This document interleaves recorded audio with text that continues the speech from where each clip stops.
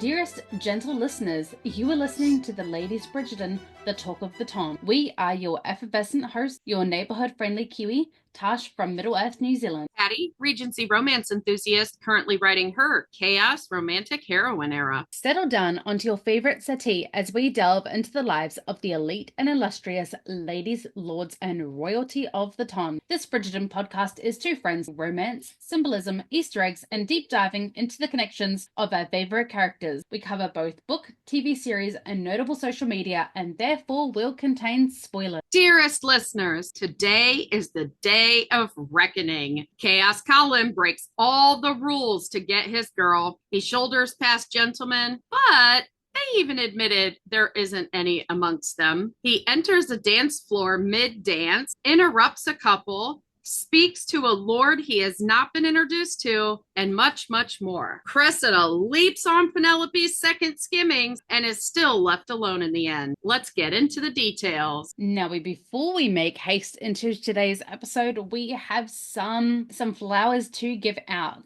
to our lovely actors of Bridgerton. Yes, so congratulations, Nicola Coughlan, for being nominated for a Screen Actors Guild Award. Awesome job. And if you haven't seen my TikTok, I did tag you in it. That's exactly how I'll be when you win. When you win, I'm manifesting it. And to the cast of Bridgerton, who got nominated for Best Ensemble Cast for the Screen Actors Guild.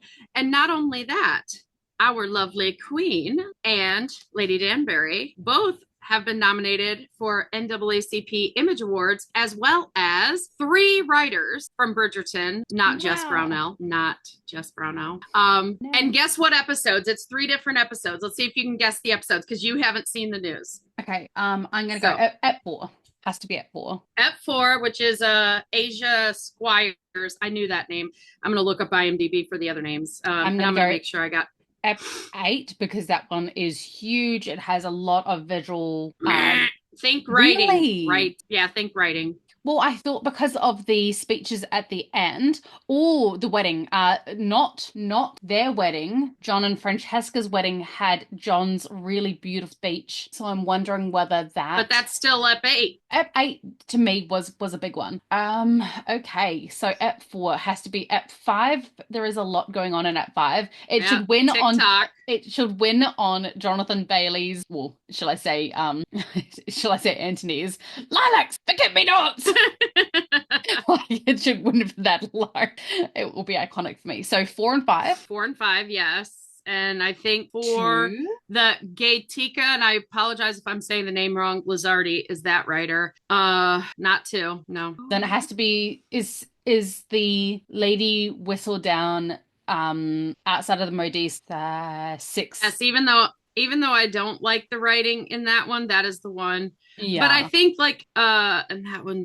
I think the reason that we have a problem with the writing in that one is because it doesn't acknowledge seasons past and feelings past. Yes. It doesn't acknowledge that Penelope did try, to say something about Marina. So, but the episode itself, the joining of hands, is really, there's a lot of fantastic writing in it. Yeah. I mean, the whole part at the beginning, Colin and her outside of the print shop, and then really the club scene the night before, and then the whole scene with Anthony and Kate giving the pep talk, which we know would have been Daphne in the book kind of, but I think they did a great job. And I think that the way the scripting is written there, and honestly, just about any scene that's done in that study this season, there's not one conversation going on. There's 2 conversations at least going on between Colin and the 2 people sitting at the table. The conversation between Kate and Colin is a big one as well. Let's be real. Yes. Let's be real. And the thing is, Anthony was just there to hold his wife's hand. He didn't contribute. But again, Anthony and Colin are having one conversation because of their relationship and the way they interact with each other. Yes. And then the other person at the table who just they prove how much they truly have seen Colin. Yes. And have gotten to know him, because their conversation with him is far different. Like in the Bridgerton bro conversation, he and Benedict are having a completely different conversation than he and Anthony. Well, keep in mind that Kate has come in Anthony has watched his brother grow up from a little boy into this man, but it's really hard sometimes to see someone when you've watched them go from something to something, whereas Kate has only ever really known him as a man. Yeah. So the writers of those episodes, and I'm missing some name. I'm missing one name. I was right on the other two. Those 3 episodes were nominated also NAACP Image Awards. So that is awesome. Bridgerton is getting flowers. Our season 3. And honestly, if I'm thinking of writing, those are probably the strongest episodes to me in terms of writing. I also like episode 2 in terms of writing, simply because we know that, and not a huge fan of episode 3, but I like the fact that they rewrote the scene under the willow tree. But the market scene being rewritten is perfection. And I love, like, we get a kind of revisit of that in episode 5. You know what's kind of funny about episode 3 is that we all hate Wigbert, but it's become such a thing that it is kind of iconic on its own now. Mm-hmm. Like, even if we don't like it's something that we've all kind of rallied behind, like, oh, which episodes, okay, we know which ones were redone because he's wearing Wigbert, you know? Yeah, it's definitely a way of giving us a knowledge clue into that. Yeah, it's a visual clue.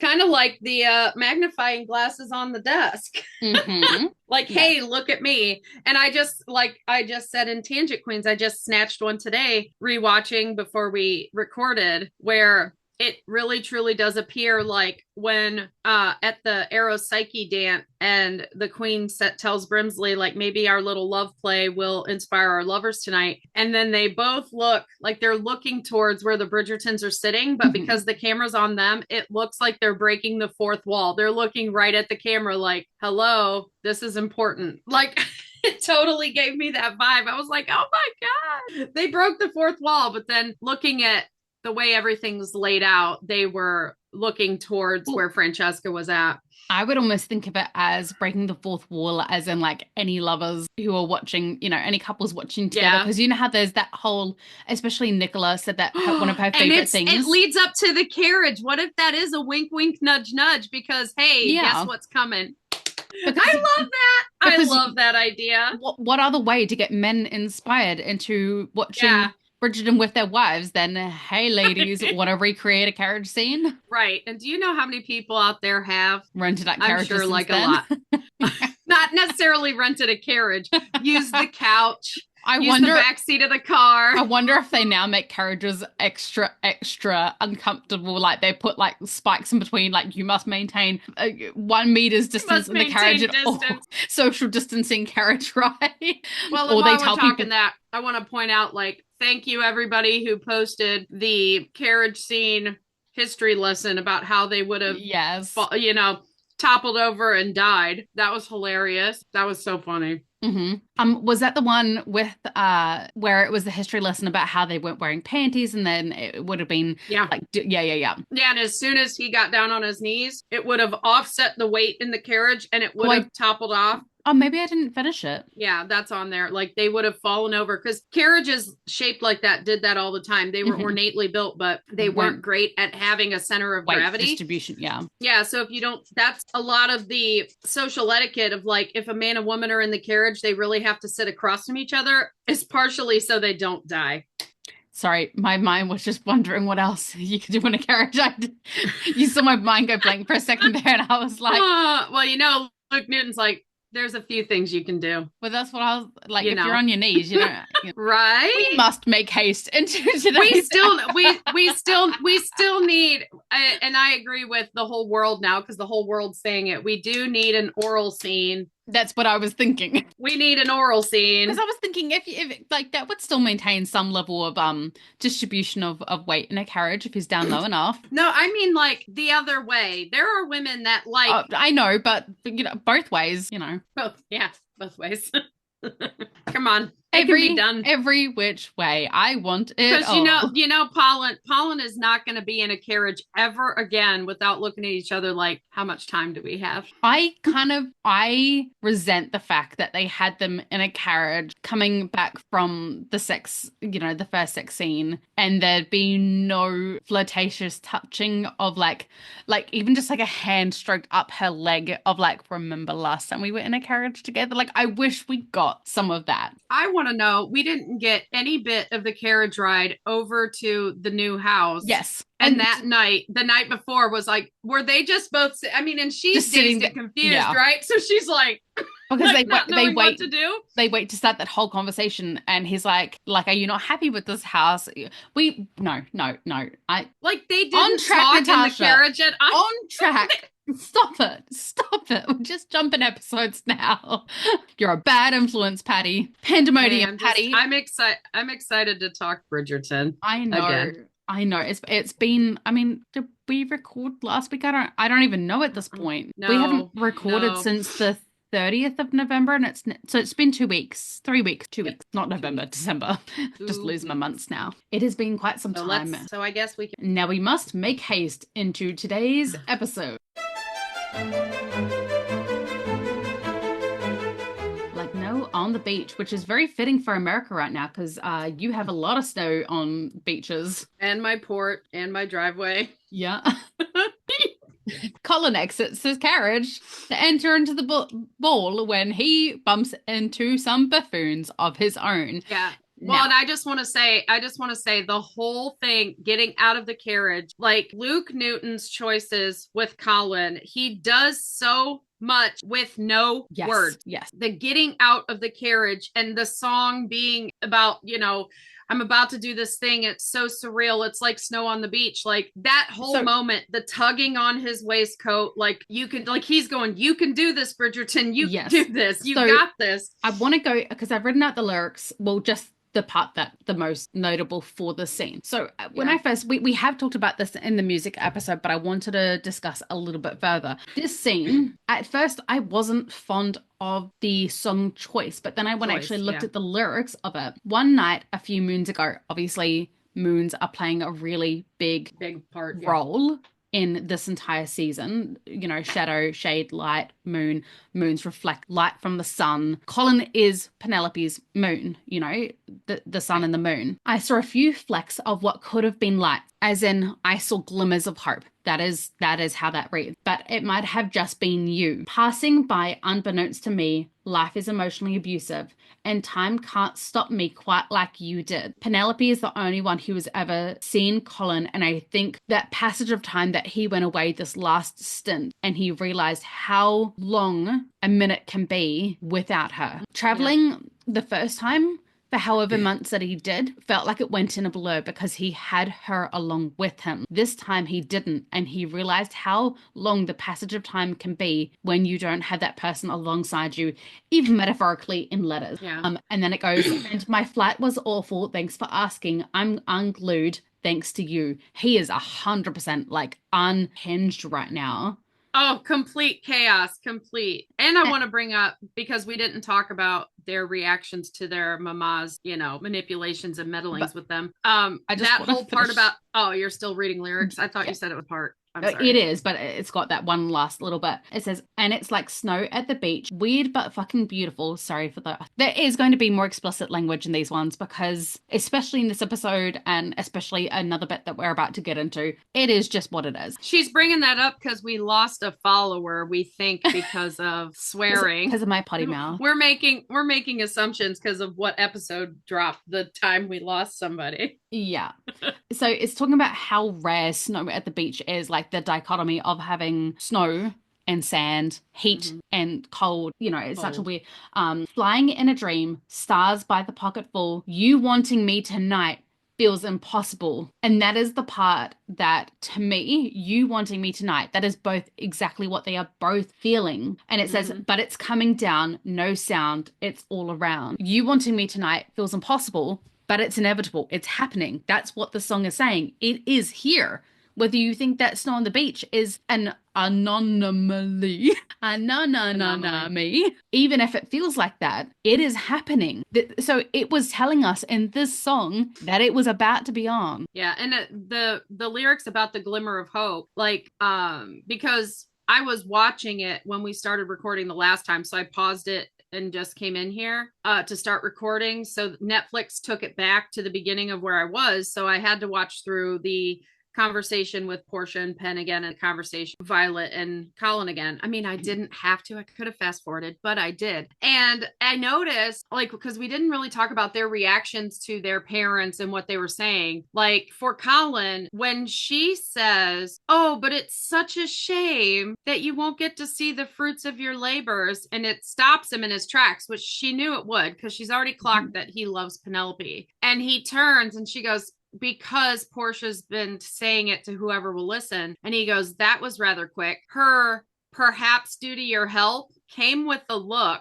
And he did this nod. Like, that whole conversation is, she has feelings for you, but if you're helping her get a husband, it's giving her the wrong signals. It's giving her the wrong message. So she thinks you're wanting her to marry someone else because you're not interested. I hope you feel better. like, I mean, because you see it, she's like, probably, yeah, you did this. You created this mess. Go clean it up. You know what I think the undertone here is, actually, and this is how I hope I'm reading it right. That is meant to be my daughter-in-law. Go fix this shit. I'm not putting up with any other Marinas in my life. Go get my daughter-in-law now. Right. Like, what were you thinking? What was your scheme about? Because my little Pen is trying to marry someone else. And she's supposed to be my daughter, and she's supposed to be your wife. And you know, we've thought of this our whole lives. Go fix this. He's just like, yeah, she's just like, but he does this little nod after, like, like, yeah, touche. I know. I did this. Yeah. That was all me, Mom. That was all me. And then after, when he announces their engagement and he hugs her, you see that little nod from him too. Like, thanks, Mom. Thanks for the kick in the pants. But because of the lyrics there, like, I think they follow up that conversation, because then he sits and he thinks not of any other scene, but of the moment where she lets her hand close into his. Yeah. And that is that moment. He does have glimmers of hope. Yeah. The lyrics are talking about how impossible it feels that they both reciprocate the feelings, and both of them are in the exact same place of thinking it's impossible for the other to reciprocate. But in this moment, he is realizing whether or not she does, he cannot let her get married without expressing his own feelings, even if she reciprocates them or not. I think he's figured out that, because remember, I think he's hopeful. Carriage, hopeful. In the carriage, he says, "I'm sorry, I don't know what I was thinking," because he was thinking she loves me too. Yeah. From the moment his mom said what she said, up until Penelope repeats what her brain's been telling her, because everyone's been telling her forever, he thought, like, this is the trajectory. I'm saving her from this dude. If I can just catch her before he proposes, we're good. Only for her to say that, and that broke him. Like, he was of the mindset that they loved each other. Yeah. And that's why he was able to do everything he did, because from getting out of the carriage on, he does nothing but break every rule in society. Every single one, just about, aside from walking into that place naked. Can we he broke everything. Talk about one of the rule breaks? Because so this is one of the deleted scenes that we finally get to talk about. I wish on it. So what a barb. We've talked about this in previous episodes, but we want to make sure that we are giving our flowers where they are due. What a barb went through and read all and wrote out notes on all of the deleted or changed or edited scenes. Yeah, they read the original scripts and they took they went to the fluff out. Yeah. Not museum. What do you call it? The screenwriters. No, it was the library, the Writers Guild library or whatever. Yeah. And you've got to book a time in LA to go see it. You can't do it online. You can't take photos or anything. So they really put in the hard yards. And one of the deleted scenes is this scene here. Five, Wilding and Santing are exiting the ball to try and they are trying to encourage Colin to leave with them to go drinking at White's. And they say, not that dreadful Mondrick bar. Colin says, "Excuse me," and shoves past them. In the deleted scenes, he tells them to fuck off. Fuck you. He says, fuck you, and walks. Yeah, that would have been great. But I mean, again, fuck you. It's Oprah. Prowess, everybody gets one. Because he doesn't even really say excuse me either. He just plows through them. He shoulders his way through. I went through and I listened with the notes the other day, because I originally wrote it out in my notes that he just shoulder barges through, but he does actually say excuse me, but but it's a very like very throwaway. Abrupt. It's a very abrupt get out of my way now. And I think I think they did the right thing. I think for him to say fuck off, it would have been too much. But I also love that it's a deleted scene. Yeah. From I Colin, would imagine it from Anthony. Well, and the thing is, if you think about true British society, the best cuts and the best barbs are the ones where you still keep your integrity. Yes. And Colin knows that. Yeah. And Luke Newton's prowess with everything he does with his face. Mm-hmm. Totally gives. I mean, his excuse me was a fuck you. It was. I mean, it was. It was more than words. Because it's thrown away so much, and the action and the facial expression are so much more prominent. That I mean, somebody who's watched the scene over and over and over myself thought he said nothing. Yeah. Like I literally, thought he did not even say excuse me. Yes. So it's a throwaway line. Like it's not even worth his time to say words to them. So it's just thrown out. It was the mandatory language. It was the mandatory etiquette. So I'm going to do the minimum. The minimum. I'm going to do the bare minimum. Yeah. And I am glad that they didn't swear because it is out of character for him and he's not that kind. But I also like that no one can now deny exactly how he is feeling towards them, especially after. And I think this was a lot to do with I have been trying to be someone that I'm not. I've been trying to fit in with you. I don't actually like you. After the Mundrix bar situation with the whole. And I rewatched that, like the look on his face. Mm-hmm. He's like, I don't even. I'm disgusted. Know with you people. Yeah. Yes, it is. Like, I'm not going to associate with you anymore because actually I do not value the people that you are, and I cannot stand by and associate with you and be associated with those values. Yeah, because I think almost like Eloise, he can't imagine people not thinking the way he does. So because he was putting on airs, putting on some armor for society, he thought they were doing the same thing. And they were also soft and squishy inside. And they're not. They're just pig. And he realizes that there, and the look on his face, he's like, what am I doing? What have I been doing? Like he just is so disgusted with them, with himself. And he tries to save them by giving them that opening to be more vulnerable, and they ruin it. And he's just like, I'm done. I'm done. And he's so dejected going in his room. And it's like, if you think about it in that moment, he's literally lost everything. His whole friend group, the potential future that he thought he might have with a woman he loves. Like he had nothing. When he laid down on that bed, he had nothing. He had his yellow blankie. Everything he thought was real was not. Yeah. I mean, Penelope was real. He didn't believe it, but you know what I mean? Like in his mind, nothing, everything I'm looking at is not real. And if you think about it too, that also makes the Whistledown reveal that much more, because he thought his friends were a certain way, a little, crass, but they're dudes and they're just playing it off. They're playing the manly man role. And now the woman he loves has also had a secret thing going on. Like she believes secretly, like, cause he thinks everything she's written about, because it's true, is her opinion. Yeah. Not that it's just, she wrote it and she's trying to write it as prettily as she can because she's a writer. He's assuming everything she said is her actual opinion, like what she said about Eloise. And so not that it's, he doesn't know what her true, motivation were. So I am glad that I'm glad we got the explanation of,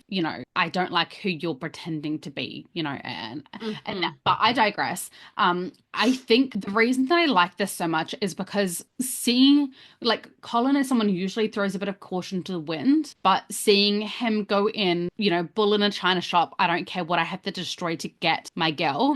I will tear down this entire society if that's what it takes to be with her. That's what it felt like.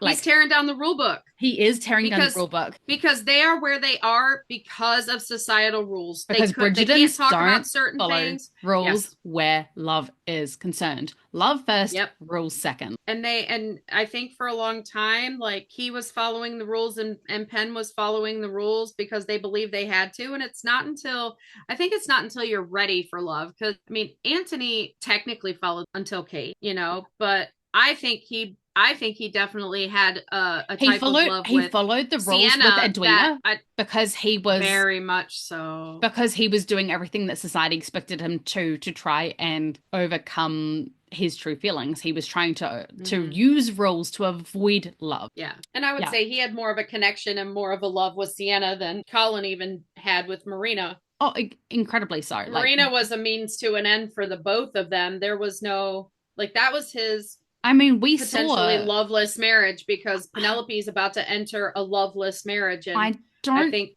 think he would have, I think he loves Sienna, and I think that he would have run away with her, but I think he would have regretted it because he was in that moment where he was, I need to save this for a whole episode. No, back. No. Yeah, we will talk about that. But I see, like, so far, I can't wait, because Benedict barely followed the rules regularly. Like, season 4 is going to be. Well, you know what I'm curious about, actually, which I am jumping ahead, but now that you've mentioned her, I'm curious. When did Benedict and like with the modiste, with Genevieve and Basilio begin? Because she just kind of like drops. She just kind of drops them a little bit. Well, and we don't meet Basilio till 3.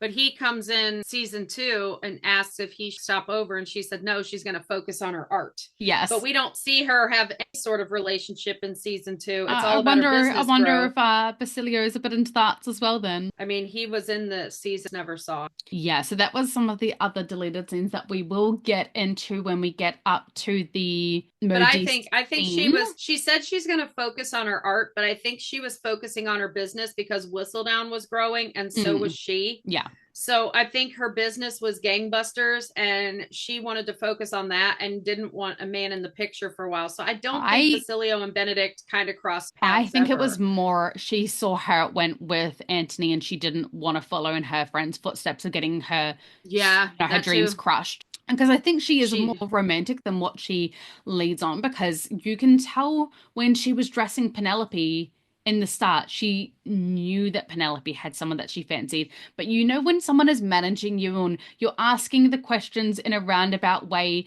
seeing if they will lead you to the answer when you already have the answer, but you're trying to do it in a polite way as to not force them, but just allow them the space to share if they feel comfortable. Every single conversation with my son. Yeah.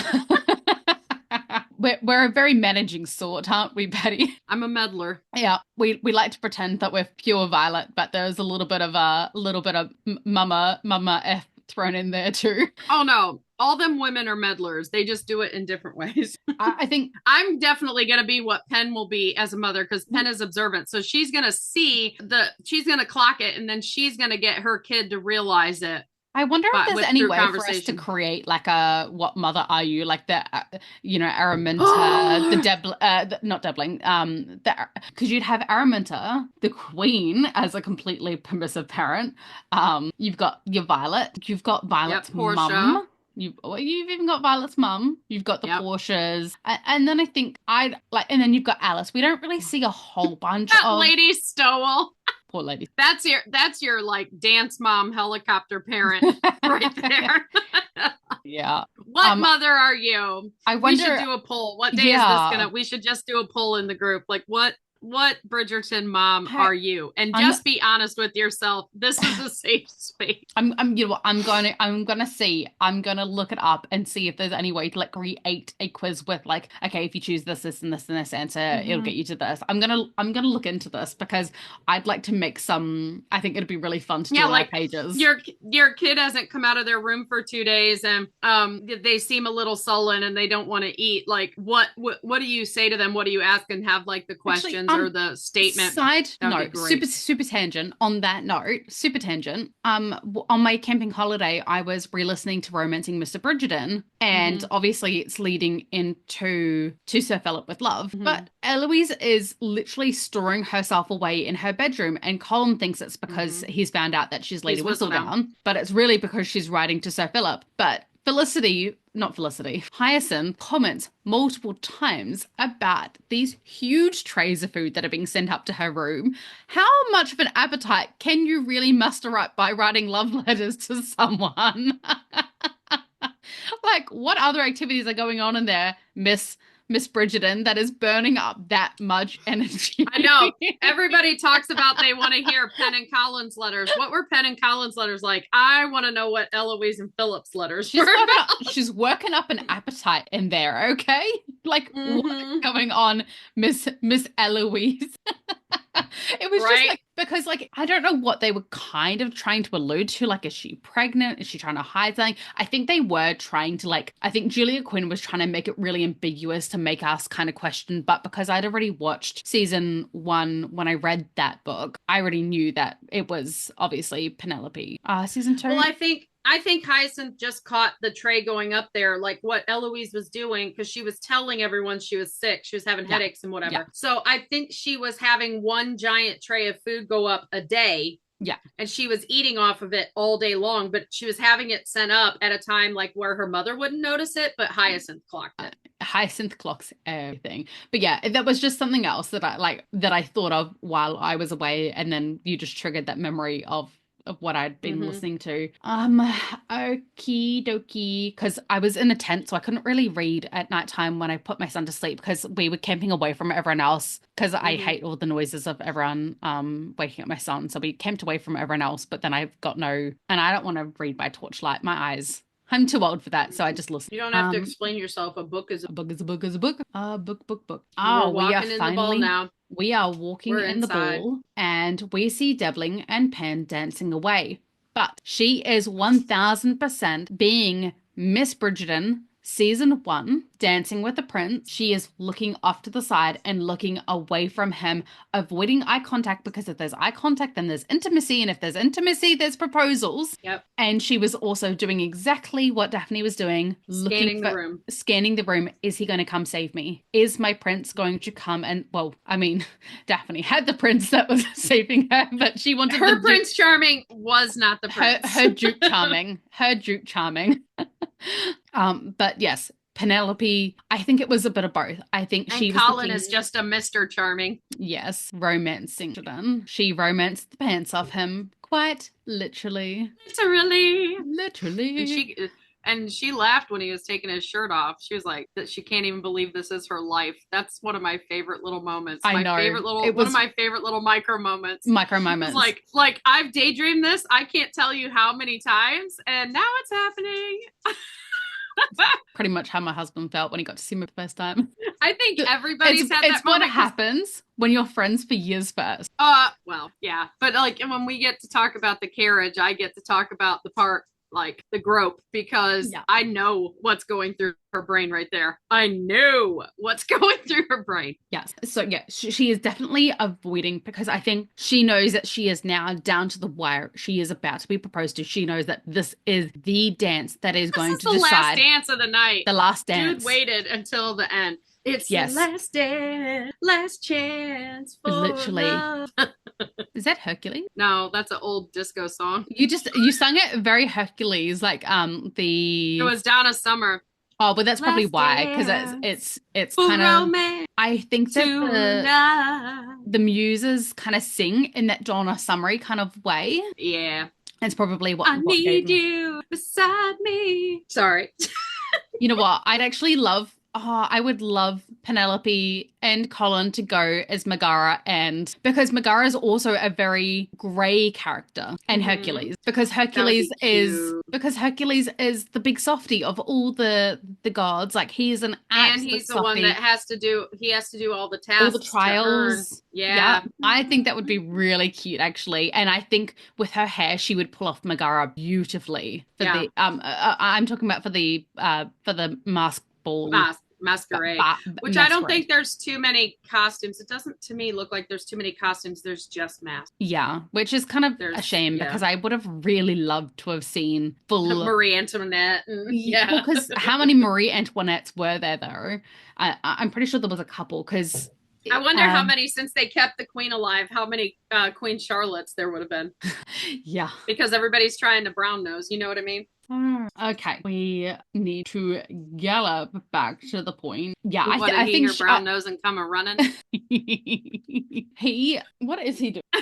You're just stuff in my way, sir. I think she knows that this is the last out that she can possibly have. You know, when it gets that last, you know that you're down to the last second and it's never going to happen, but you just hold on to that last smidgen of hope. And as it happens, okay, I'm just He gonna clocks it, of course. he does. He questions. But I think she's avoiding looking at him because if she does, he may propose, and then her lifetime of hoping and wishing for Colin is truly dead. Even though she doesn't believe it would happen, I think she subconsciously was hoping against hope that he would still turn up and rescue her from a life without love and a life without him. Very Hercules. Very the Tao of Daphne. She watched Daphne do it with the prince and the duke. And I think this whole season, like Colin had the marriage less scheme to have a reason to be close with her and be alone with her. And she played the Debling card. Sorry, I'm just watching my little boy out the window in daddy's shirt, like walking around like little. He's so it's cute. Adorable. It's so cute.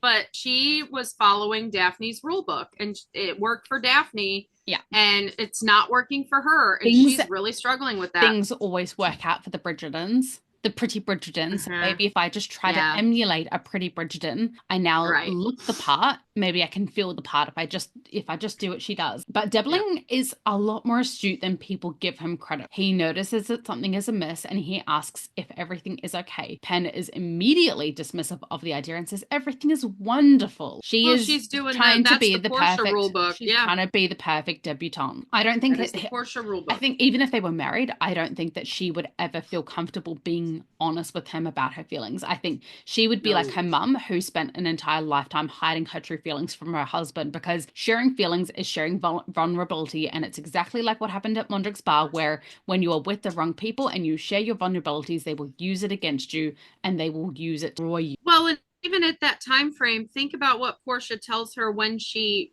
is engaged to Colin, and she's like, you need to pour into your husband. You've got to make him feel like he's the best thing since sliced bread. Like, at least did they even have sliced bread then? No, but like, hey, if they can say, what am I, chopped liver, when that came out in 1952, I can use best thing since sliced bread. But yeah, she's like, you have to make them feel like they're the most important thing in the room. They're the priority, and it's their dreams, their hopes, their whatever. And Pen is not willing to do that with Debling. Even before the proposal, she's bare minimuming it there. Like, it's, everything's wonderful. But then she still asks for what she wants. Is that Butler? You guys leave? What's wrong, little sausage? Let's pause. I'm sitting here with food. I can hear one of them whimpering. This is when Penelope asks if he could foresee a future in which he might fall in love with her, in which he responds essentially that he only has room in his heart for his work. Yes. And then I noticed something else today when I was watching this, because we've already noticed that he tells her, I don't know, my work takes up so much time. I do not know, but I am very glad that you are someone that has such a full life. AKA, but if I do not need to bother add to it as you have enough. I'm not going to add to it. Well, and the question I asked myself, because if you look at his face when he says that, you have such a full life. You know how every time she gets a compliment, she says, do not mock me, please, because she feels like it's mocking. And sometimes it is from her stuff. He's joined the ranks there. He's like, you've got, what, it wasn't is genuine. Life? No, but what has given him the impression that she has a full life? Because he sees her family around.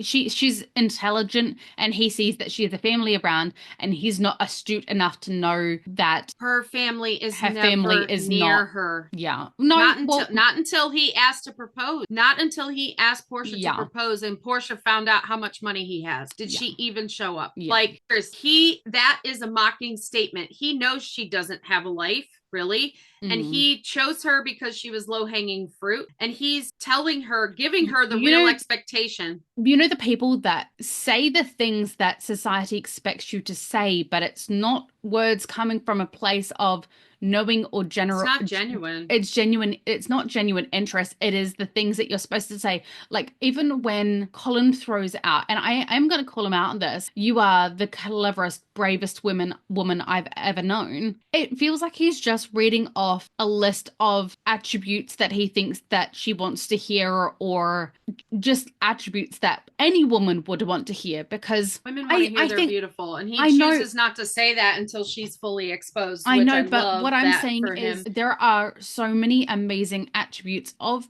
Penelope that there was so many other things that he could have chosen that to me would have shown that he knew her more than what he did. And that kind of went But I think along in that that kind of scene, and but it that's kind of that goes along with what Debling is doing right here. He is just saying things that any woman would want to hear, not what Penelope would want to hear. He's using it to yeah. say, oh, well, you have enough. I don't know what you have, but whatever you Yes, have is enough. I don't need to give you anything. I'm Yeah, setting the expectation I'm that you telling will you. get nothing Yeah. from me. Yes. I'm setting the boundary now that I will give you nothing. So whatever you have, Mhm. that's all you're ever That going to needs to be have. enough. Yeah. Yes, that needs to be enough. And then he chooses to change the subject by saying, "You look exceptionally beautiful tonight." And the And look on her it was a face, distraction technique. 100%. and It was not she genuine. catches it. She catches Yes. it, and she realizes like that's the first time Yeah. anyone has ever told her she was When beautiful. he sees, oh, right, when he sees that she looks a little troubled by this answer, he then adds, "You look especially beautiful tonight." A very placating quip. And it is a quip. Mm-hmm. It's not a And compliment. her, she's mouth agape. She is mouth open, just agape at the fact that he Mhm. did this. Like that's the first time anyone has ever said the word beautiful and me in the same sentence, Yeah. and it was so disingenuous. Yeah. Like it's not even believable. Like Yeah. it's because, and I think that, I mean, because literally in the same night, like maybe 15-20 minutes later, Colin is saying everything he is, and she's like, "Do not say things you do not mean." And the reason she says that is because people constantly say things Yeah. they do not mean. Yes. He doesn't mean a word of Even what he's saying. even Eloise says things that she does not mean as a way to protect herself. You know, like her interactions with Penelope this season has been very much her wanting to make up with Penelope, but trying to protect herself by saying things that she does not mean to Yes. keep Penelope at an arm's length because she's not ready to confront those feelings or emotions or her own part in it. So yes, she has very much. I actually just thought of this, and I'm glad this is winning, is nominated for a writing award for the NAACP Image Awards, because it takes the line from the carriage scene where he originally tells Penelope she's beautiful in the carriage, as she says, "Do not say things you do not mean." And that line is directly like, "I don't believe I'm beautiful, so don't say it." It's not about don't say something you don't mean. It's don't say something I cannot believe, right? I can't accept. Yeah. Yeah, it's totally about her and her self-esteem. But in this moment, that line is totally changed because she's literally so fed up with everybody saying the thing they have to say in society for polite society, instead of what they actually want to say. Yes. That she cannot believe that anything Colin is saying is true, that this is just, he sees her upset, he doesn't like her upset, he's already told her he doesn't like her upset. Like, I can see her whole thought process there, and it's not so much about whether she believes she's desirable or not, and it's just about she's so sick and tired of society, as is he. Yes. So that line kind of becomes like the both of them, it's they're both just fed up. Penelope is very much trying to convince herself that she can marry him. Like, even while she's standing, dancing there with Debling, she is trying to convince herself, I can give up on Colin. I can give up on all my hopes and dreams that I've ever had, because this is good enough, right? This is good enough. I will get to have a whistle down. Yeah. I'll get to have a whistle down. I will afford my family protection. And you made a really good point before that I didn't even think about. And I think you wanted to mention it. I think we were supposed to mention it earlier, but we forgot to. So I'm going to put it here. What's going to happen to Portia once Penelope is married? Is Penelope going to be done with Portia? No. And that's another thing, like, I caught because in rewatching today, like, how Colin reacted to his mother, but also how Penelope reacted to hers, because what was her number one goal in getting a husband? It's to get away from her family, to get away from her mother. But when Debling walks out of that room, you can see her preparing her face. Like, how am I going to react? What facial expression am I going to use? I don't want to look too excited. I don't want to look, whatever. And then he just says, Miss Featherington, and he walks off. He's like, what just happened? And she walks in, and when she says mother, it's all questioning, like, what just happened? And Portia, gives nothing away. She's like, he just asked for my permission to pose. And Pen is like, and did you give it? And she's like, I did. And then she starts gushing, and you can see the look on Penelope's face as she keeps gushing. And then she says the thing about how it's going to raise her importance. Yeah. And Penelope is like, one thing I wanted about getting a husband was to get rid of her, and now she's coming along. Well, I wonder whether the reason that Debling comes out and is kind of a bit stiff with Penelope is not just because obviously it's going to be, a marriage of not convenience, but a practical match. But I also wonder whether he saw Portia's gold dollar signs in her eyes. Not that. I wonder whether he walked out and realized, oh my God, I have another one of my mums now to deal with. I was getting married to pawn my mum off on someone else, but now we're going to have two of them. Now there's two. Double trouble. I wonder if that's kind of a little bit of his reaction coming out. Because, and that would also explain why he did wait so long. And look how quick he shut everything down. Yes. Like because he was realized just like, Penelope might be a good choice, but she's a package deal. Well, and I think too, like, please tell me what man in the ton really turned down a woman because of possible feelings for someone else. They said that they ran that town dry. Season 2, they ran that town dry.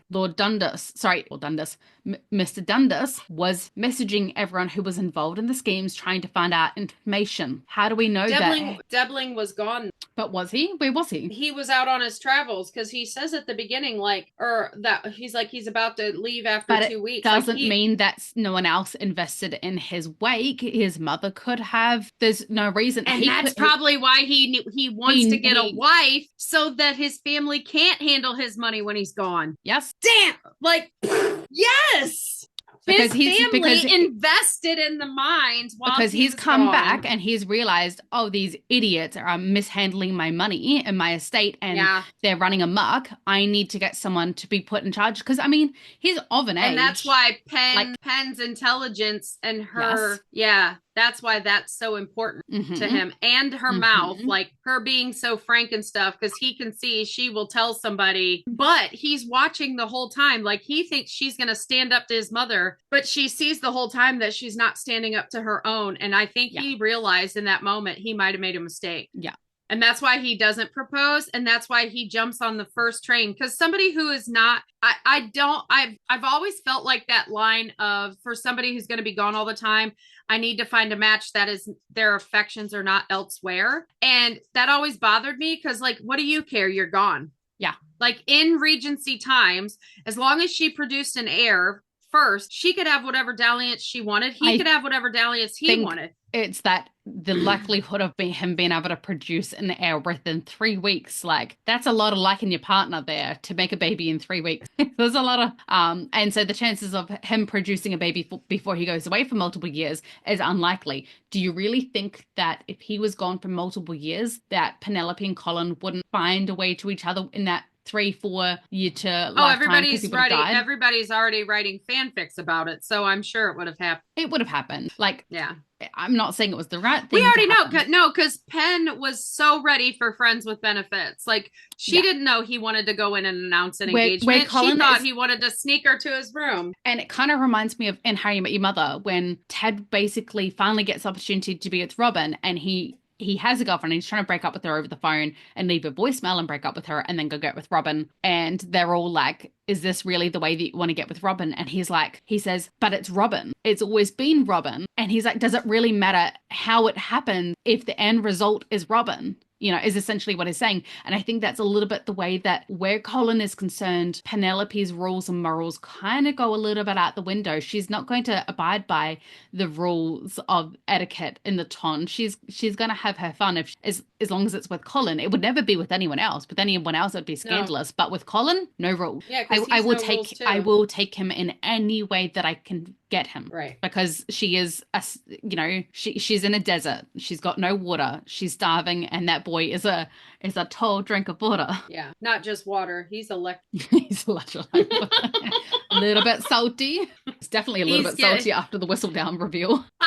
But that's as we're talking the whole Debling thing, I think that plays into, he's also setting the expectation for her. Like, he's already set the expectation that he's going to be gone traveling a lot anyway. But the whole, I can't make space, my work is so important to me. Yeah. He's letting her know, like, he's going to be traveling more. And I think it is, oh my God, I got to stay away from 2 money grubbing mamas now. Yeah. Well, and then speaking of money grub, the scene kind of cuts to Cressida, and she's talking with Eloise. And I know that this is a side story thing, but it kind of does play into this because obviously she is the one who I spies Colin. Like, she clocks him before anyone else, storming the castle, right? Storming the castle, ready to get his princess. And I actually felt really bad for Eloise in this moment where she finally felt, oh, someone wants to hear my thoughts and feelings. I get to be myself. I get to really say whatever's on my mind. And she is being so open and honest, just like Colin was in Mondrick's bar, only to realize, oh, wait, she's just like everyone else. All she's interested in is finding a husband, is being vindictive, is being gossipy. This was that moment. She jumped, like, we're going to talk about this later, and she was gowned. Like, she wasn't even paying attention to Eloise. It was basically, I'll have one ear on you and I'll have one ear on the crowd, and whichever one's more interesting is the one I'll listen to in this moment, And I think this was the death and it's a karmic moment. It's a karmic moment, what is their couple name? Cressida and Eloise. Cresseles? I'm going to go with Cresseles. So I think this was the Cresseles. It's the easiest one to roll off the tongue. Elida would have been cuter. Elida. But they're not cute. So Cresseles. They're not cute. Yeah, and it sounds Greek too, so it goes with the season. But I think this was the death of Cresseles, was that moment that she cut Eloise off to go and interfere in Colin's life. And I think at the end of the day, Eloise is never going to let anyone mess with her family. And she knows 100% what Cressida is doing in this moment. Well, and the thing is, Cressida's literally jumping at Penelope's cast off. Yes. But what we needed here, this was good storytelling, because it shows, because a lot of people in 2024 don't understand just how much of social napalm Colin through on that dance floor by entering a dance floor mid dance. And he does it in season 1. You see everyone shocked. Like, everyone is staring once he actually interrupts. Like not even the taking over the dance, just the interrupting part. The interrupting, everybody's like looking. Cressida calls it interesting. I mean, Colin did the same thing in season 1. Like, he was getting ready to hover towards Marina, and he was wandering around the dance floor to get closer and to try and find stuff out. But it was that type of dance. It was a group dance. It wasn't a couples dance. Yeah. This is different. You do not, intimate. Especially a waltz, you do not enter a dance floor and interrupt anything. You do not enter a dance floor during a waltz, because this is when people propose. A waltz is a dance of intention. Yes. Do not enter the dance floor alone during a waltz, and you do not enter the dance floor once the dance has started. So that was faux pas number 1. And then he walks up and addresses a lord he's never been introduced to say, may I interrupt? We got our own little chaos Ezra right there. You'd like some snuggles? You're cold? Come into mummy's little nest of... Okay. Where are we up to? You help mummy. He barks. And Mommy barks. Mummy barks. Daddy barks. Does Daddy bark? Okay. I can see Stephen running outside. He's realised Ezra's disappeared. Daddy. What are we doing? Are you podcasting with Mummy? Say hi, everyone. Can you say chaos, Colin? No one. Can you say Chaos Colin. Is that nice? Oh, what has she got on her glasses today? But Oh, spots. Colourful spots, hey? Can you say Chaos Colin? no, he does. Where's my dog? You are Ezra Michael, I know. You want to come help Dad? But we're talking about Chaos You want a Colin. podcast? Are you a podcaster now? No, Mom. Mummy's a podcaster. Are you a social influencer? No, You're just Ezra Michael. Okay, Ezra Michael. How about you go be That's Ezra how I Michael feel. outside with Daddy? Mummy's a little bit busy right now. I love you too. Hey, Andrew, you want some sausage. chocolate? That, Now I want Daddy. yeah, funny how my love He only, said the magic word. my love only extends as far as chocolate.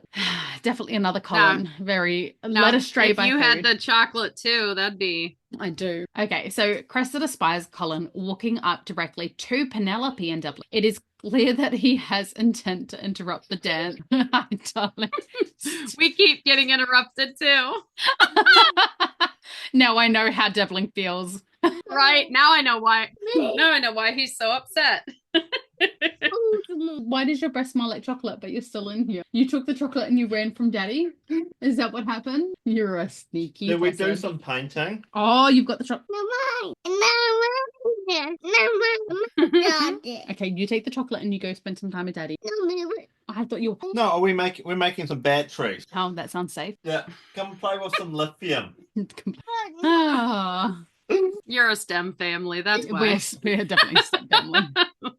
All right, my little chaos gremlin. Oh, he's got the Aphrodite shoulder going on. Don't you?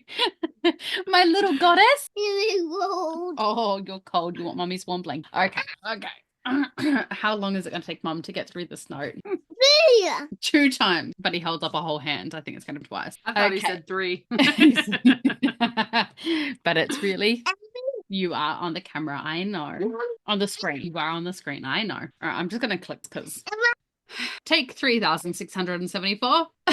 Colin, very unceremonious. Yeah, at the beginning when we were like, yeah, we're going to try not to get interrupted. My dog's interrupted us twice.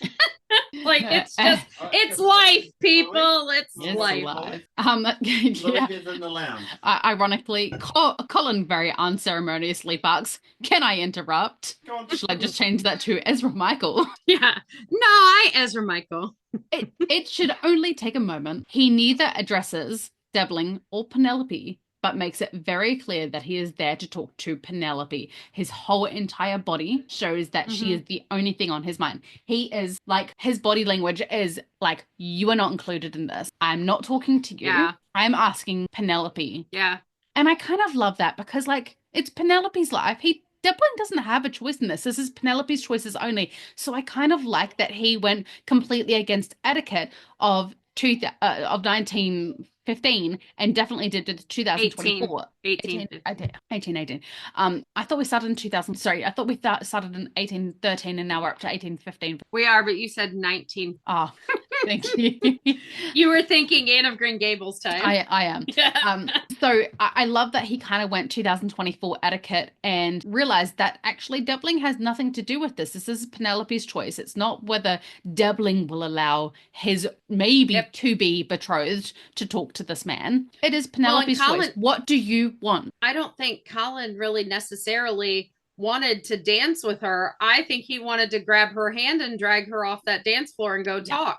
Yeah. So he came up like, but I also think that because Colin is female gaze written, I think that they know that that probably wouldn't play out that well in today's audience, because the audience that loves Bridgerton is female gaze inspired. Centric, and we wouldn't want someone who's making decisions for us. And if he dragged her off, it might stir some butterflies. Some chicks will be like, it might stir some butterflies, but at the same time, that's not who Colin is. He is not going to make decisions for Penelope. Like, how much do we all hate it when he does that for her with the whole Cressida situation? I will fix it. You don't get a choice. Yeah. We hated that. So and that's the thing. That's the thing too with Colin. Like, he was thinking it. Like, he was like, I just want to drag her off somewhere alone so we can talk. But he wouldn't do it because ultimately he is probably, of any Bridgerton man, understands that women have a mind of their own and they have a say in their destiny. And that's because he is as close to Daphne as he is. And she said that exact thing. Very much the Antony's response when,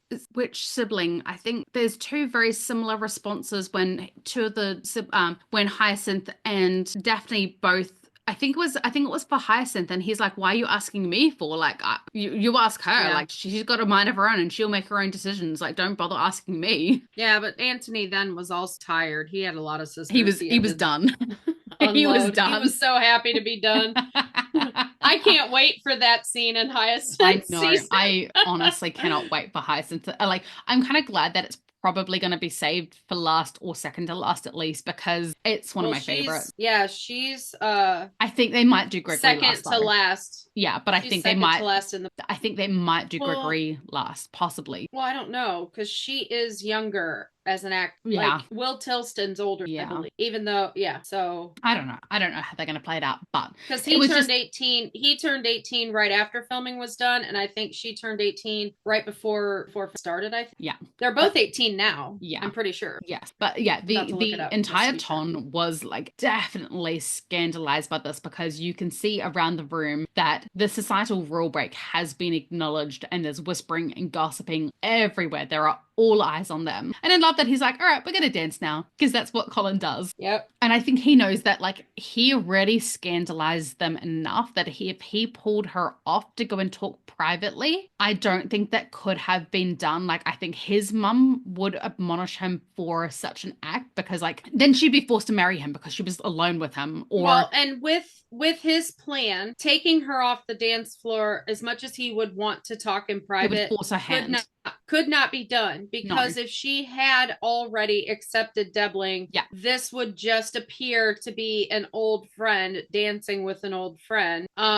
Even though they were arguing. Yes. And at worst, it would look like he was trying to stop the proposal. Yes. He was too late, and she chose Debling over him. But then it would also kind of raise her stock in the eyes of the ton. Oh, Penelope Featherington. Two men are fighting over her, but it wouldn't ruin her. But if he took her off that dance floor and took her privately, that would ruin her. And then Penelope would have the rest of her life thinking, kind of like what Kate did in their book. You know, they get married, but she still spends all that time thinking that he married her purely because he had to. And even a little bit Daphne as well.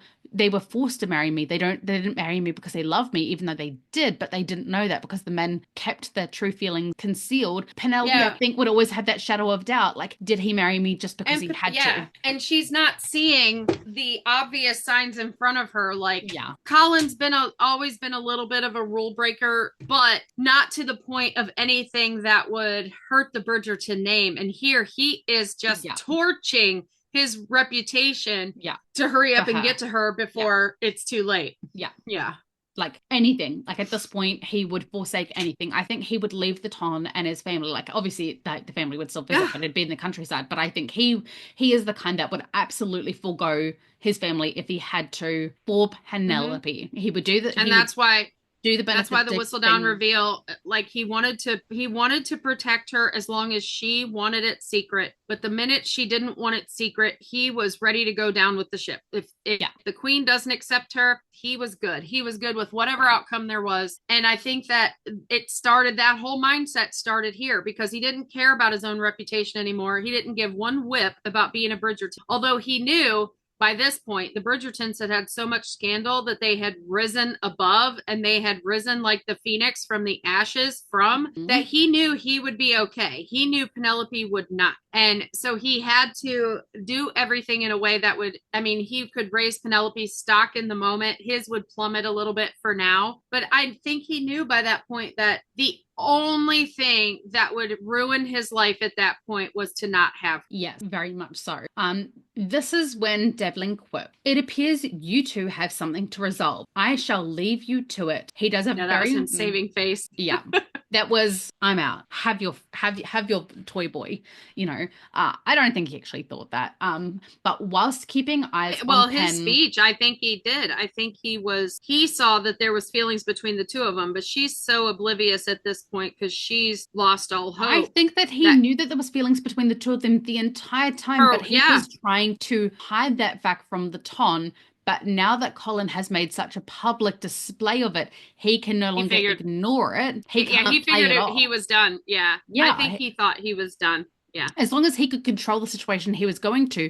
But now Colin took it out of his control, that he could no longer play it how he wanted. Mm-hmm. He lost control of the situation. That is what happened. I mean, to be honest, when we do get up to this, we're not far off it, but I don't hate the way that he handled, to be completely honest. I think he was still pretty respectful given what transpired, even though he was enlarged due to the only thing that really bothered me, considering how angry he got, because the face he made when he said the Bridgertons live across the street and he said, I see, that face he made, like he is internalizing all of his anger. Like he feels like a fool, like he's been a pawn in someone's game. And I think that everything he says kind of comes off like that. Like, I knew you were looking for someone. I thought you guys had just had a falling out and you were wanting to make up your friendship, but I didn't realize, like, you kept this from me. You know, I think that his pride was hurt, and I think he was a little hurtful. He came off a little hurtful to her. Not that she didn't need to hear what he had to say, because she did, because it was Marina's revelation speech, but with a twist.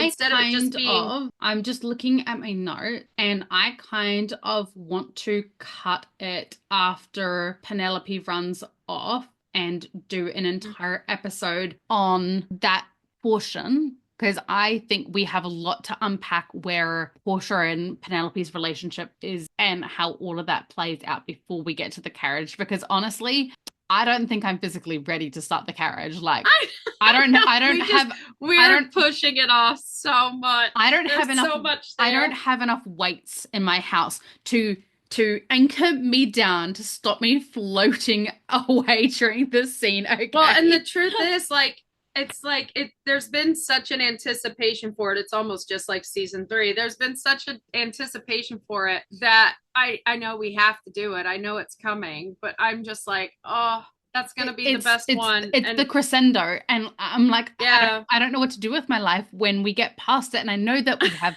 only there's so much more past it. Yeah. Like, I know there's so much more, and I know it's all good, but like for me, and especially that's where we finished off. And then we had a full week break before we got 6 weeks. 4 months. It felt like 4 months. It was so long. But how many times did we watch that scene? That scene, probably that, like, if they looked at the analytics, I think that one section that's one of my moments, from the sitting back to letting him into the carriage to the that's exactly where the moment starts. Yes, to the are you going to marry me or not? How many times has that been watched? Because I think that would be the most watched scene of all time. Yes, like I think Netflix needs to put that out. Because they would have that analytics. They have analytics. They have that. Everything. I think that would probably top the scene. Well, and I don't know if they necessarily did. I almost, and hear me out. I think that scene created moments. You know what? I still don't have them in New Zealand. Right. I think that. Let me have a look. I think that they did not have that analytic. Because remember that one interview, and Luke Newton was like, I wonder if Netflix could tell us how many times people just watch that scene, right? Yeah. No, I still don't have moments. Because you said, is it on your phone or is it just on TV? It's on your phone.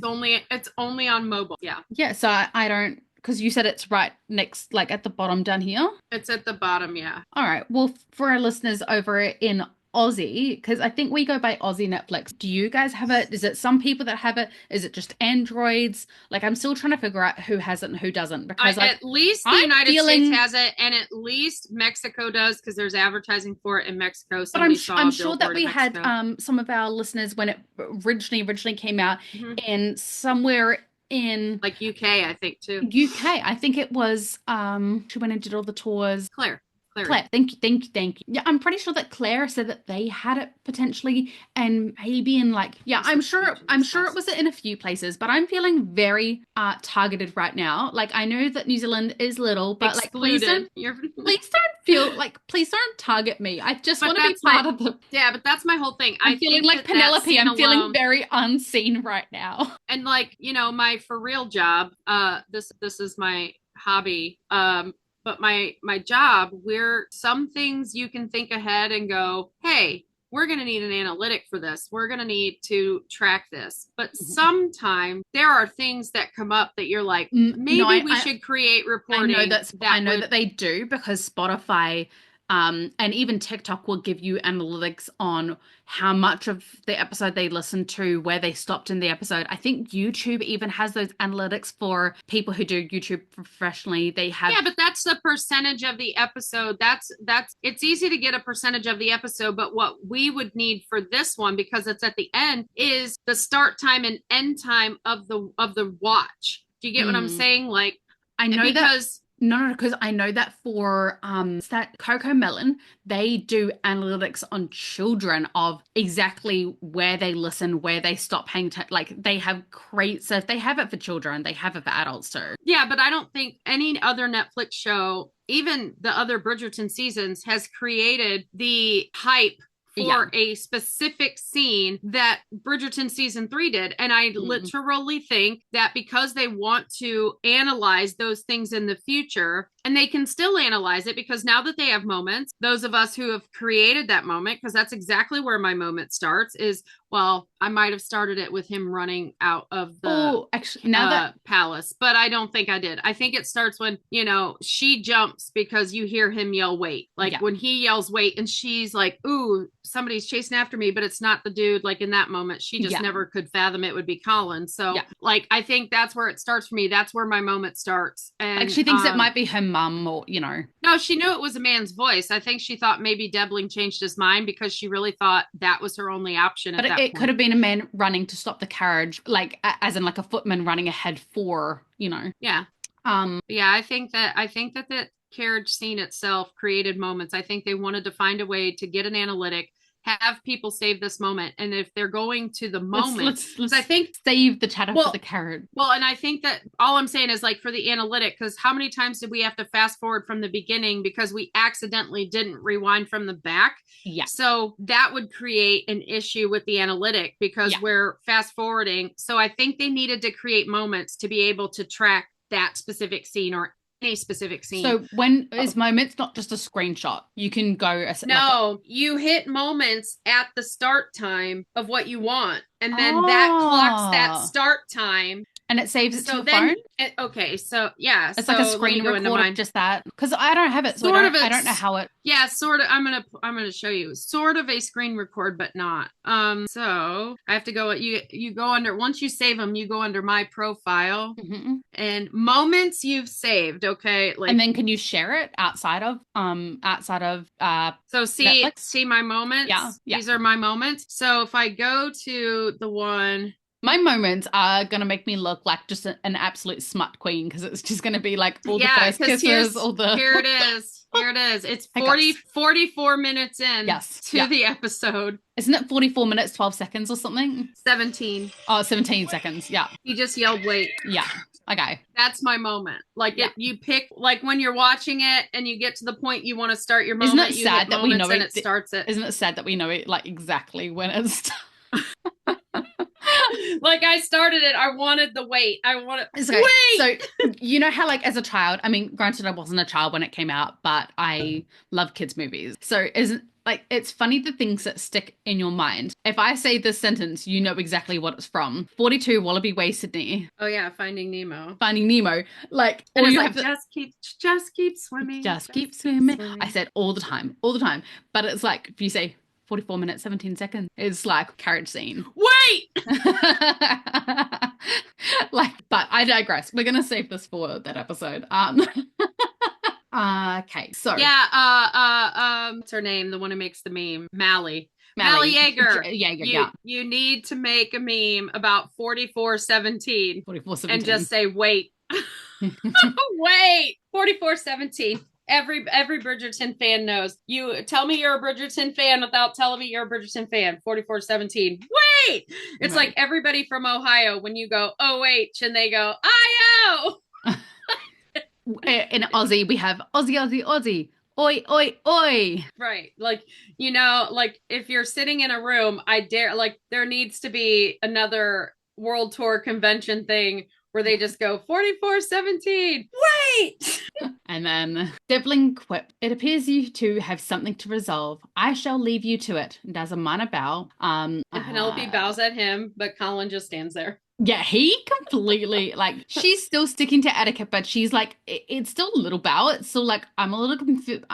He's confused. I'm confused. Yeah. I'm confounded. What is happening? What is my life right now? What is going on? Like, she's a romance reader and she's read this scene multiple times, but when it applies to her, does not compute. Yeah. 404, not found. So even once Debling goes to take his leave, Colin refuses to acknowledge him. And I said, very petulant in the best of ways, like, "You're a cockroach, get out of my sight." Like, he's like, you are just... But just with just how he treated the Lord Squad, this also feeds into my whole Lord Squad, Lord Debling plot and ploy. Like, I think, like, he figured them out, and that Debling was a Fife, like, plant kind of thing. Yeah. Like, he just lumps them all together. Plant. Yeah, he's a plant. See what I did there? I liked it.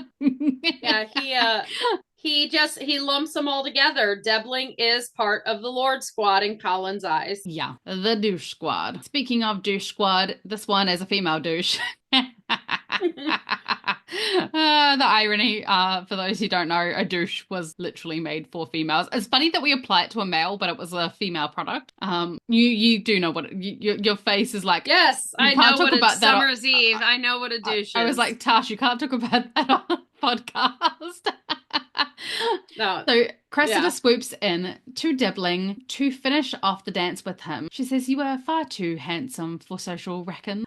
He accepts her offer, but he doesn't look grateful or even happy about it at all. No, like, he looks resigned. He looks taken aback, and he looks too stunned by the whole turn of events to even think past anything other than sure. Like, I think the dance kind of gives him time to watch what's happening, stay in the realm of it all while he's like wallowing in, like, because I think he's cunning and he's clever, but I don't think he quite anticipated it going this way. And he's like, I played the game of chess. I lined it up. I thought I had I know chess. I thought I had the queen. Checkmate. I thought I had in checkmate, and now another player has come out onto the field that I didn't see, and I'm in trouble. I think he thought he had lined it up perfectly, but he did not see the secret pawn that you think is just so harmless, but actually it's enough to take down the whole game. I don't play chess. All I'm thinking of right now is Mel Brooks movie History of the World Part 1, and they play live chess with real human beings, and the queen is the queen, and it's like, pawn jumps queen, knight jumps queen. Why would you even Bishop go to that? Jumps. Why would you even go to that route when you could go Harry Potter when they play wizarding chess and they were all on? But this is before Harry Potter, and the whole thing is because Patty, it's always Harry Potter. Wait. Mel Brooks. Know your place. Mazeballs. I do. Mel Brooks. Listen to this scene though. It's all human beings on the chessboard, and he's the king of France. Of France. Like, it's good to be the king. It's good to be the king. It's not good and to he's be the like, king because everyone's targeting you. Well, just listen. Pawn jumps queen. Knight jumps queen. Bishop jumps queen. We all jump queen. But isn't it funny that the queen has all the power on the chessboard? Oh yeah, she did, because she got all the power in that scene. Queens have all the power. And they all get up, and they just pile up on top of her. And then they all get off, and he's like, "Now everybody thank the queen because she's such a good sport." Like, it's you want to hear that sentence back again? It's very. They all pile on top of the queen, and she gets off. I'm like, is this what kind of movie is this, Patty? No, they all pile on the queen, and when they're done, they all get off. I'm sure they waited till they were done. Patty, they did wait till they were done. But this is a movie that was made. This is the movie that was made in the 70s, and not from the framing of. I'm sure I can hear Di's cackles from here, because she is going to be like, Patty, you can't do this to us. Like, you were lining it up. No, the sound cut out or something. You missed a whole part of the sentence. I don't think I do. But I digress. Penelope is furious with Colin and spits, "Colin, you were going to ruin everything between me and Debling." To which he replies, "Perhaps that is for the best." I love how he's like, Well, and notice when she says that, like, she's confused. What do you mean? She's confused up until the moment that she sees Cressida swoop in and start dancing with Debling, and she thinks Cressida's gonna win. Yeah, it's a game. That's to why her. she's mad. Yeah, it's a game to her at that point. But then she says, "What she just doesn't want Cressida. Yeah. She doesn't want. She's pissed off that he started dancing with Cressida. Like, yeah. But then she says, "What do you mean? Like, she cannot possibly fathom why he would have an issue. Like, you set me up to do this. You sent me on my path to marry someone. I found someone. What's your problem?" You know, she cannot fathom that it is that he loves her and he wants her, because if she honestly believed that for 1 second, she would not be questioning. It would be hand in hand, running off, screw the crowd, let's go, you know? It would have been the dance from the end of Sleeping Beauty, like them looking at each other, nobody else matters. Her dress is changing color, they don't even notice. The dress melts off. Right. I think if she would have realized it in that moment, there would have been a lot more reputations at stake than there currently are. And then it changes to Pen. You cannot marry him. You hardly know him. Penelope's, I know him well enough. I love that this is like, it's fine. Mom, it's fine. This is the mirror moment of her exiting the music room to try and talk to him about Marina, because she's like, yeah, she's trying to there's say things you don't know. And he's like, we're of the same mind. And then she goes, no, she's in love with someone else. Like, she gives a big reveal. That's a pretty big reveal. Yeah. Even though there's a bigger reveal, that's still a pretty big reveal. And she's like, you know, she loves someone else. And I've seen the letters. Then he says, it would be rich of me to, you know, be upset with her for that, right? This is the mirror of that conversation. It would be rich of me to be upset with her for that because I'm in love with you. Right. Because I've flirted with everyone. And back then Pen was like, not me. Right. But it's the mirror image. He tries to say something small, like, Pen, you can't marry him. You hardly know him. And she's like, I know him well enough. Mm-hmm. Because what woman needs to know somebody back then to marry them? Their goal was to get married. It wasn't, goal was not love. And then he goes, oh, and he's going to be gone for 3 years. And he's leaving for 3 years. Right. I know that already, Colin. I know that. Yeah. That's her whole, like, we are of the same mind. This is the most petulant conversation that 2 adults have ever had. Because they really love each other and they're mad as hell at each other. Because you can never be as mad at someone as you are with someone that you love. You just can't. But they're both trying to conceal their love. They're not trying to come at it from but I love you kind of perspective. They're both trying to come at it from a I'm protecting my feelings kind of perspective. Right. They're coming at it in they want to express feelings for each other, but they can't express the ones that they feel like will get them rejected. So they're expressing the only feeling that they have readily available that is okay to express. Yeah. It's okay to be angry at each other. It's okay. So yeah, she's super petulant here. I know that already, Colin. It takes a year alone to get where he's going. Takes a little bit longer than that, darling. It takes infinity because he's going to die. 200 plus years because we're not even there yet. Right? That submarine that finally made it is going to see his skeleton in the water. And this is where the Yellow Submarine song comes from. Here's some music inspiration for you, Bridgerton. We all live in a yellow submarine. I would die. In a yellow submarine. We're stuck down under here because we all died. Not dark at all. You just the submarine goes by and they just see Debling's skeleton like floating past, floating, waving in the water. Yeah. And the great orcas, the bones of the great orcas floating past the submarine. No, Lord Debling would have a great ox stuffy. He's got a stuffed animal great ox. Like, I saved one. Pen's got his. Colin's got his little pocket pen, but I have my stuffy. Got my stuffy. We're so mean.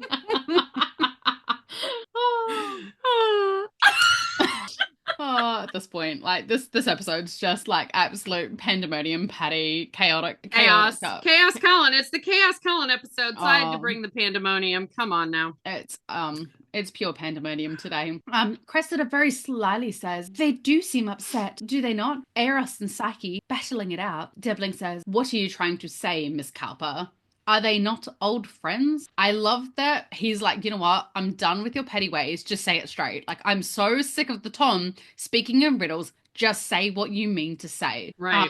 And I feel like that all the time. Bloody hell, Violet, just spit it out. Stop talking in riddles. Stop talking in roundabouts. Just say what you want to say, okay? Well, like even at any conversation, like look at how Adjua talks about her brother to her brother or anything. Like it's all not giving away family secrets, but being, people who know her well would understand that there is a rift there. Yes. But well, Violet picked it up immediately without any words said.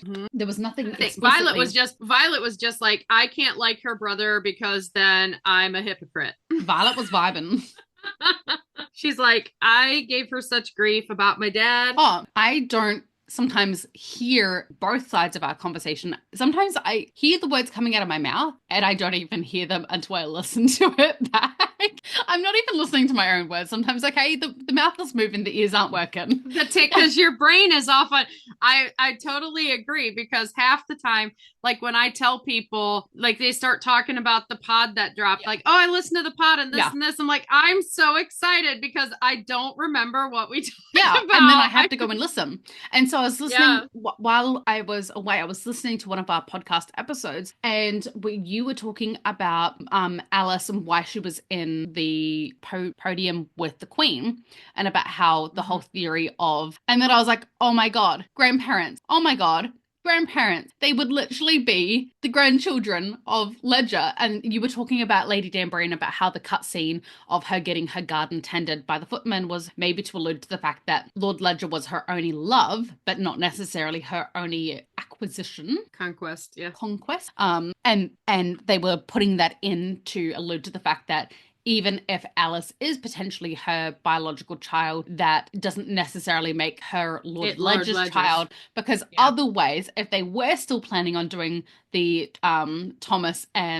Nicholas, it's like Thomas the Tank Engine, that doesn't sound right. Nicholas, where it should be the Dearest, Nicholas and Hyacinth pairing, they literally couldn't pair them because they would have a grandparent in common. And I was like, but when you were saying, alluding to that on one of the previous pod episodes, my brain was, I think I was reading notes to get into the next point, and so I don't even hear what I say out of my own mouth, so never take it personally. I don't. No, it's funny because I catch it, like sometimes my mind's wandering, and then when I'm talking I can see your mind wandering. Like we both do it. That's why we are the tangent queen. I don't take offense. You don't take offense, because we're literally just two friends talking about Bridgerton. We tell everyone that from the beginning, and then that it makes it, we still get to listen to it back and go, oh yeah, that was. And it literally, how many times have we listened back to our own podcast and it then triggered new thoughts, because new ideas, because we weren't listening with our listening ears, we were listening with our ear, with not with our minds. Yeah, for sure. Like we pick on all these kids in school for not listening, and I'm like, I don't even listen half the time. Like, how do I expect children to? Well, that's it. We're I mean, I am diagnosed, but I self-diagnosed you. Well, my brother, who is diagnosed, has alluded to in the past that I probably and it runs in families. So usually, like I would say I'm ADHD. I think I'm both, but I think my sister and brother both are just ADHD, some forms of it. So, but I'm the only one with sensory issues. I'm the only one with food sensory issues that are like huge family jokes. It's a big family joke that Patty doesn't want certain foods to touch. It's a big family joke. Send Patty coconut. Do not send Patty coconut ever. And like I even just told you, how are you dipping that cookie in your coffee? You're gonna end up with crumbs in your coffee, and gross. It was gross, but my gums were really sore. You admitted it was gross. It was gross, but my gums were really sore. That's important for our friendship. Well, okay, no. Because the previous cookies that you sent me were those really soft, buttery, shortcakey kind of ones. That's what I was expecting, because it was the same packaging. So then when I opened it up, I was like, by the way, American, she's taught the cookie she dunked in her coffee was called Sausalito. It's Pepperidge Farm Sausalitos with the macadamia nuts in. And they looked softer than what they were. They were more of a traditional crunchy kind of cookie, and I was expecting the soft cookie. And the cookie she's talking about that was soft and buttery is the Milano, the Pepperidge Farm Milano cookie. Yeah, my teeth were not prepared for. My gums prepared. They just like to play up every so often, and it reminds me that they can go away any time. Now I need to find Cressida. Cressida. Cressida, my dear I feel like back in drama, we'd always have to go back to the same line to run a scene. And one of the lines was "I hear it." And it was like, okay, let's go back to "I hear it." And we're all like, ah, I'm sorry. because we're supposed to scream when somebody says "I hear it." So I'm sure that our listeners are definitely screaming me going back to that point like 3 times now and never They're like, just spit it out. Just get the line out. So Cressida, the oldest of friends, really, ever since the Featheringtons moved in across the street. Dun, dun, dun! Debling across the street from the bridge direct. It kind of felt to me weird the way that they played this out, because it was almost like Cressida had inside knowledge about Penelope watching Colin from the window when we know that she doesn't and she couldn't. And they do make out that Cressida is quite dumb in the series, whereas Cressida is very intelligent. And like they'd say, do not cross her because she is intelligent. She will break you down. She's the one who discovers Lady Whistledown, not through some stupid, what do you call that boy in the window? Not page boy, like some kind of paper boy that was infatuated with Lady Whistledown and talks about the redhead and gives her the whole thing. The print shop apprentice. Yeah, the print shop apprentice. Theo 2.0 minus the cuteness. Right. Theo's replacement. I don't see Eloise falling in love with him, especially not someone who's going to fawn over Lady Whistledown. No. But yeah, it felt like Cressida had inside knowledge that would skew Debling away from Penelope in this moment, but she can't have that knowledge. Like, why have they made this a thing? We have that knowledge as viewers. I think they made it a thing to let us know that Cressida has also clocked them from the beginning, because she walks up and tries to steal Colin away from Penelope when they're talking in season 1. Yes. And Colin chooses Penelope in that moment. And season 2, he stops dancing with Cressida. And I wonder, we don't get to see it, but I wonder whether Cressida watches him walk over, takes Penelope's hand, and goes off into a private room. And not even that, but he comes back in the room and dances with Penelope, and we know Fife sees it. And Cressida, so I think Cressida knows more. And at that point, she thought that her and Colin were courting. Do you think that for a second that she would let Colin out of her sight at a ball? She would have been watching him everywhere he went. She would have seen all of that. Right. Yeah, because she believed he took her necklace to be able to call him. To call on her, yeah. So she believed that they were now courting. So she would have 100% watched him go and grab another woman's hand and drag her off into a room. And I do think that Cressida is obnoxious enough to think that it's only one-sided, that Penelope had a crush on him, but that he was just friends with her. I think there's not a chance that Cressida would have ever thought that Colin would reciprocate. Very similar to Marina. Actually, very similar to most people, because Colin did not really wear his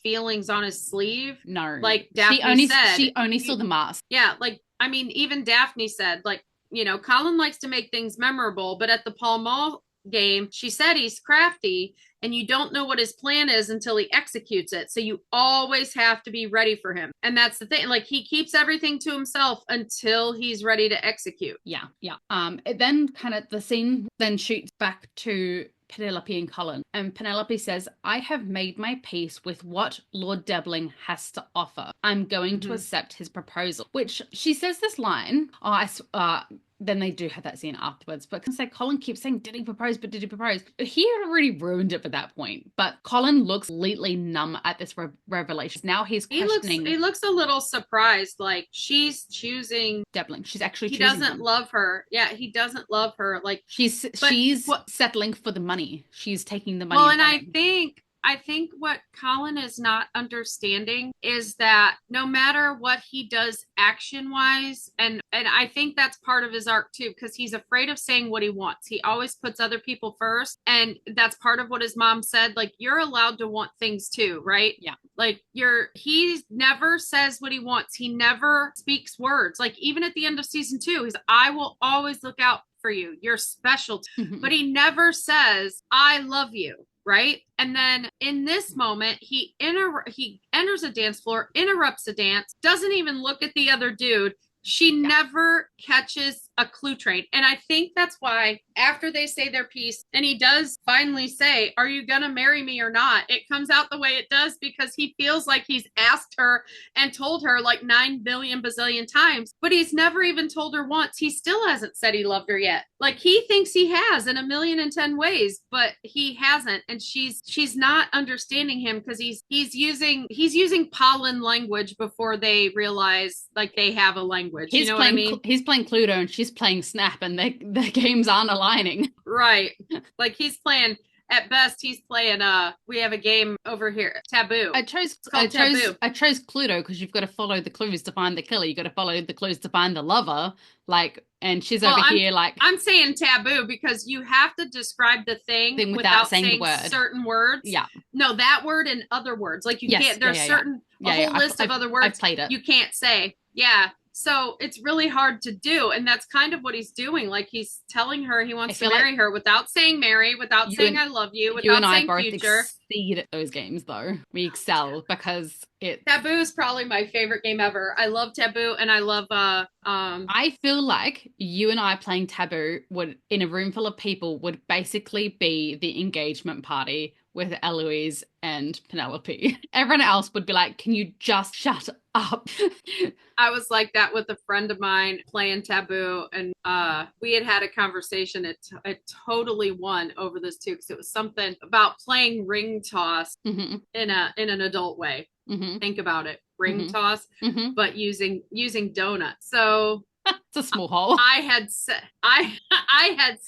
like the word I had was donut, and I was like, oh, adult ring toss, and she was like donut, and everybody was like, what? Like you had to be there. It was a whole conversation we had. It was like. My cousin, Caitlin, and I, we're like sisters. She's 10 years younger than me, but we are very much like sisters. And we were playing the Harry Potter Trivial Pursuit, like the mini version of it. And about halfway through, we realized we know every single one of these answers, and it's just boring because we know them all. So instead of giving the answer, we would then have to quote the scene that it was from, like word for word, and it was way more fun. And my auntie and my mum were like sitting on the balcony, like drinking wine, being like, "These girls, like they're never gonna get married." And you're both married now, right? I think I was already engaged or married to Stephen at that point, but like, you know, when it's like, what have we created? Like, oh my gosh, these girls. Caitlin will get married one day. She's baby. She's 23. Oh yeah, she's got time. Don't rush it, little girl. If you listen, don't rush it. Oh no, her partner is spectacular. We love a big red, but not yet. I've got to save up the money to go to the wedding wherever she chooses in the world to do it, okay? I need time to save. Sorry, I don't think it's going to be in Ohio. I know, I was like, choose Ohio. Hey. My best friend just bought a house that has a gazebo by a pond on the property, and it's got a really nice old barn that she said she's going to fix up, and she could rent it out for events. Oh, very cute. Like they bring everything. Not so much weddings. We never actually got to the end of that. Let me 1 second because they don't need to hear us tangent this last time. I'm going to unpause. All right, we've got our last two little bits to get through, and then we are going to leave the last little snippet of this before we get to the carriage scene as a separate, because I think we have a lot of feelings on both the mothers, both the suitors. That will be the tale of two suitors. So for now, Debling thanks Cressida for the dance, and he goes to go take it. It was very much like, I'm doing the bare minimum of politeness towards you, but he's making it very clear to her that now that Penelope is not an option, it doesn't mean that Cressida is his option. Like he's very much dismissed he was also trying to get the heck out of Dodge because he stalks out. Like if you ever want to see the definition of stalking, like as walking, not as like, you know, the creepy way, but stalking out of a room is exactly what he did. Yeah. He was like a man on a mission. I got to get the heck out of here. Yeah. And then the scene cuts back to Colin and says, I said I would help you find a husband, but I cannot stand by and watch you make a mistake. Penelope then shoots. My only mistake was ever asking for your help in the first place. She's so dramatic here. I forget that they are legitimately, she's still a baby. She's 19. Yeah. She's a baby. And we think of it now, like 19-year-olds back then were pumping out kids. They were on their second or third kid potentially at that age. Like they were kids, but they weren't kids. But realistically, their hormones and their emotions, they are still kids. Right. Here's the thing too. She got what she wanted. She has been waiting all week for Colin to save her. She has been waiting all week for Colin to interrupt a dance, interrupt a conversation, just save her from what's going on and say he loves her. But he finally interrupts, but he's not saying the thing. This is just like she finally got her husband that she wanted from the beginning of the season. Yeah. She's got a man to finally propose to her, and she realizes her mother's coming along with the package, and she's like, the cursed wishes. It's the cursed wishes when you be careful what you wish for. Be careful what you wish for, because she got what she wanted, but not the way she wanted it. Right. But we will dig into that further in our next episode. This is a big. So for today, gentle listeners, we will leave it there and continue on next week's episode, the last one before we hit the carriage scene. 4417. If you have anything in particular you would like us to cover, or any Bridgerton knowledge you would like us to share, yes, we are getting to the carriage scene. We will share it. Just wait your horses. Promise. Please head hold to your our horses. We are trying not to gallop along. But not Basilios, because that one's dead. Please head to our Facebook page, The Ladies Bridgerton.